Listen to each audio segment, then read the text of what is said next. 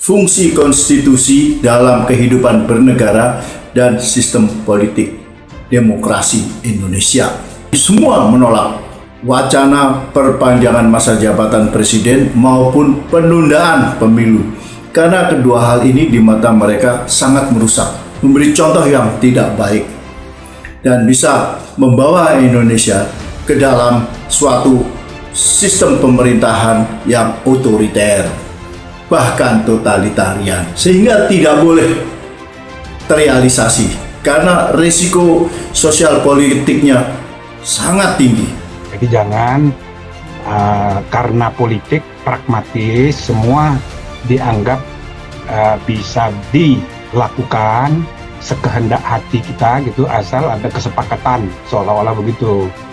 Kesepakatan mana kadang-kadang juga bisa dimobilisasi, direkayasa, apalagi di saat pandemi begini, partisipasi publik untuk menentukan kesimpulan dan apalagi keputusan itu sangat rendah. Harusnya kekuasaan bisa pilih itu, berhadap-hadapan di dalam opini publik atau diamkan aja opini publik. Ini dia bereaksi terhadap oposisi tuh. Jadi terlihat bahwa ya cuman dua alasan. Kalau memang dia membenci kekuasaan, membenci tokoh-tokoh oposisi, itu juga agak ajaib. Kenapa membenci orang itu? Atau dia membenci pikirannya tuh. Nah, kalau dia membenci pikiran oposisi, dia lawan dengan pikiran, bukan dengan menghalau atau bahkan mengunci atau menggembok alat-alat berpikir, yaitu WA group, social media, segala macam.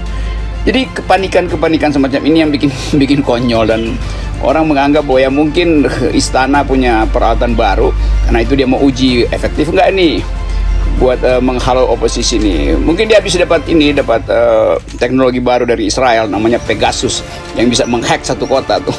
Mengingatkan kepada kita bahwa Jokowi menjilat ludah sendiri. Artinya ada inkonsistensi soal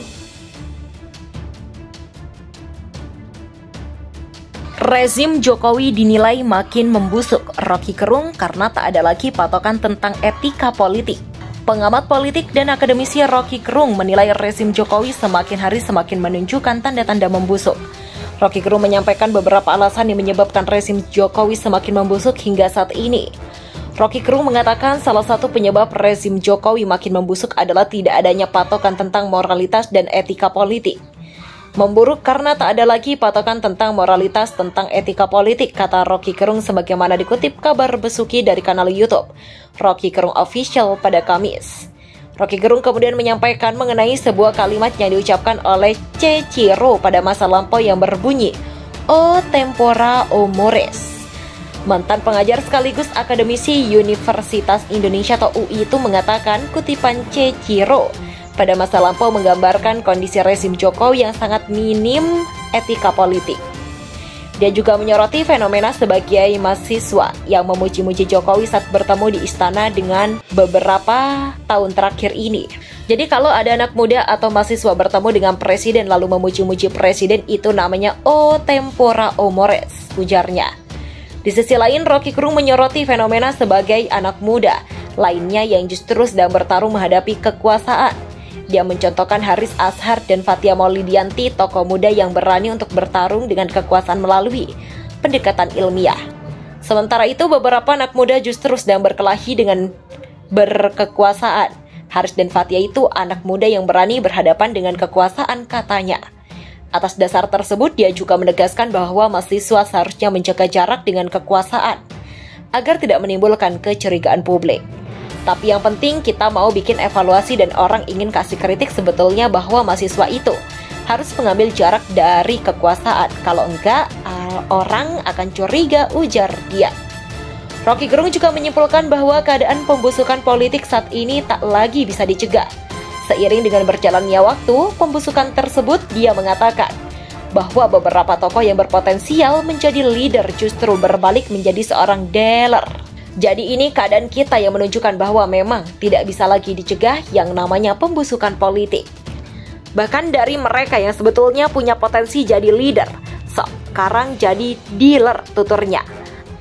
Pengamat politik Zainal Mutakin membandingkan kepemimpinan Presiden Jokowi dengan era Susilo Bambang Yudhoyono alias SBY. Menurutnya perbedaan dua presiden tersebut sangat beda jauh. Ia mengatakan tingkat kepuasan masyarakat terhadap kepemimpinan SBY sangat tinggi dibandingkan dengan Joko Widodo.